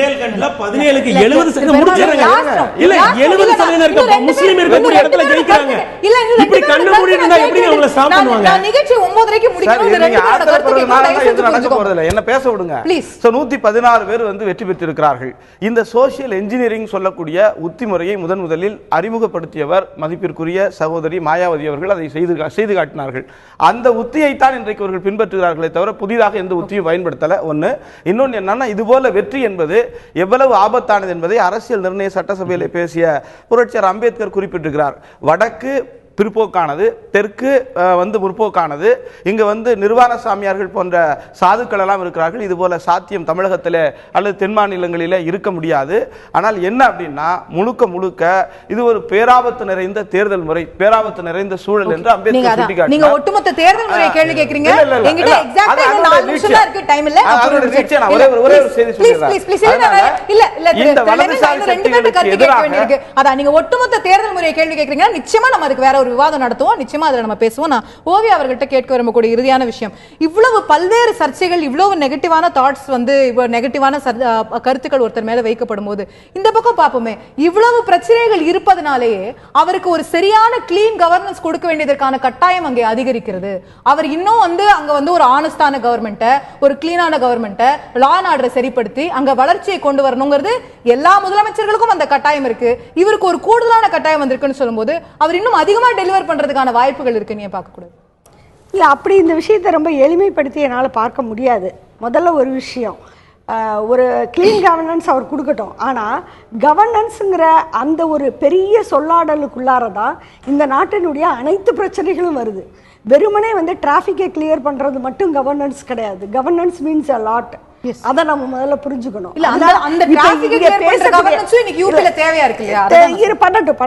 நான் ஒன்றும் அதுக்கு அகேன்ஸ்ட் கிடையாது. ஏன்னா எனக்கும் ரோடு நல்லா இருந்தா ஓகே. ஆனா பிரச்சனை வந்து ரொம்ப பெருசு, அவ்வளவு சின்ன விஷயம் கிடையாது. இன்னொரு முக்கியமான கேள்வி நீங்க எழுப்பினது, ஹிந்து ஓட் பேங்க்னு ஒன்று உருவாயிருக்கா அப்படி, அந்த கேள்வி ரொம்ப முக்கியமானதுன்னு நான் பார்க்குறேன். நிச்சயமாக இந்த ஓட்டிங் பேட்டர்னை வச்சு இந்தியா முழுக்க இந்துவாக மக்கள் ஒருங்கிணைய தயாராக இருக்கிறார்கள் என்று பிஜேபியோ ஆர்எஸ்எஸோ முடிவு பண்ணும் எனில் அது கடுமையான ஏமாற்றத்தை சந்திக்கும். இந்திய மக்கள் அதனை தருவார்கள் அப்படிங்கிற நம்பிக்கை எங்களுக்கு. ஓகே, சோ அப்படி ஒரு ஓட் பேங்க் எளிதில் உருவாயிடாது அப்படிங்கிற பார்வையா இருக்கிறது. நான் திரு ராகவன் அவர்கிட்ட கேட்க விரும்பக்கூடிய விஷயம், நிறைய கேள்விகளுக்கு பதில் சொல்ல விரும்புவீங்க, பட் அவங்க கிட்ட கேட்ட கேள்வியோட இன்னொரு வருஷம் தான் அவங்க கிட்ட கேட்க விரும்புறேன். இதே உத்தரப்பிரதேசத்திற்கு திரு மனோஜ் சின்ஹா அவர்களையோ திரு மௌரியா அவர்களையோ வேற யாரையோ ஒருத்தர் முதலமைச்சரா போட்டிருக்கிறதுக்கும் திரு யோகி ஆதித்யநாத்தை போடும்போது அவர்களுக்கு அந்த முதலமைச்சருக்கான நெருக்கடிகளே நீங்க சற்று கூட்டுதான் பார்க்கல. ஏன்னா இவ்வளவு சர்ச்சைக்குரிய கருத்து வரும்போது அவர் டெலிவர் பண்ணுங்கிறதுக்கான நீடும் அவருக்கு ரொம்ப ஜாஸ்தி ஆகுது. அப்போ அவர் ஒரு சின்ன தப்பு செஞ்சா கூட அது வந்து பெருசா பார்க்கப்படுவதற்கான வாய்ப்பு இருக்கு. அப்போ உங்க முதலமைச்சருக்கே ஒரு நெருக்கடி ஏற்பட்டு. நெருக்கடி இல்லைங்க, அவர் ஆனஸ்டான ஆளு, அவரே சொன்னாரு, எளிமையான ஆளுன்னு சொன்னாரு. இறந்த இஸ்லாமிய பெண்களின் உடலோடு இறந்த பெண் இஸ்லாமிய பெண்களோடு பாலியல் வன்முறை செய்யலாம்னு சொன்னார். அவங்களுக்கு நிறைய டைஜஸ்டிவ் ப்ராப்ளம் அதிகமா வந்துடுது. பிஜேபி வெற்றி பெறதை தாங்க முடியல, அதுக்கு எல்லாத்தையும் பேசிட்டு இருக்காங்க. அவங்கள விடுங்க, பேசட்டும், அதனால ஒன்றும் ஆக போறது இல்லை. இவங்களை நாடு முழுக்க கேட்கவே இல்லை, இப்போ கேட்டு என்ன ஆக போறாங்க? நான் என்ன சொல்கிறேன், அவர் எங்களை பொறுத்த வரைக்கும் ஒரு நல்ல ஆட்சியை கொடுப்பார். அதனால தான் அவருடைய அந்த அடையாளமே அவருடைய அந்த அட்மினிஸ்ட்ரேட்டிவ் பவர், அவருடைய ஆனஸ்டி, அது நிச்சயமாக அந்த நாட்டு உத்தரப்பிரதேச மக்கள் அதை நிச்சயமாக புரிந்துப்பார்கள். இதுக்காக வந்து பிரஷர்னால நல்லாட்சியை கொடுக்கணும். அவர் ஏற்கனவே நல்லவர் தான், நல்லாட்சியை தான் கொடுப்பார்.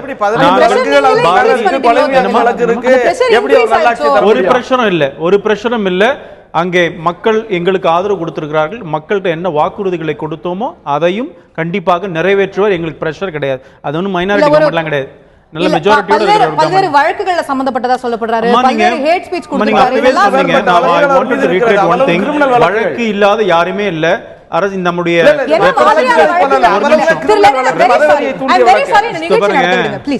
ஏங்க இன்னொரு தடவை வேணா கூப்பிட சொல்லாங்க. ஒரே தடவை இல்ல, உங்களுக்கு சான்ஸ் நிறைய கொடுப்பாங்க.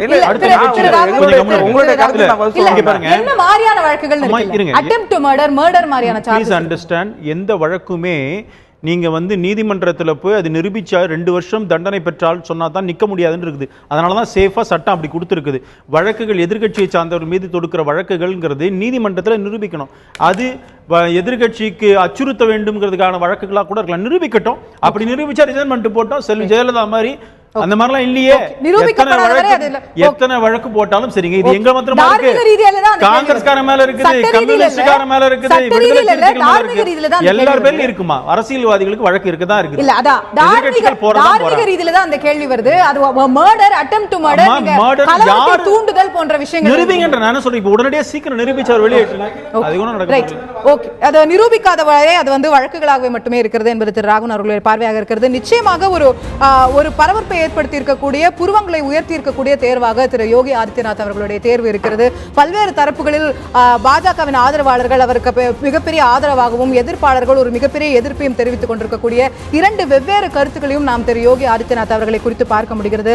ஆனால் இந்த அவருடைய அடுத்த 5 ஆண்டு கால ஆட்சி 2 விதங்களாகவும் போவதற்கான வாய்ப்புகள் இருக்கின்றன.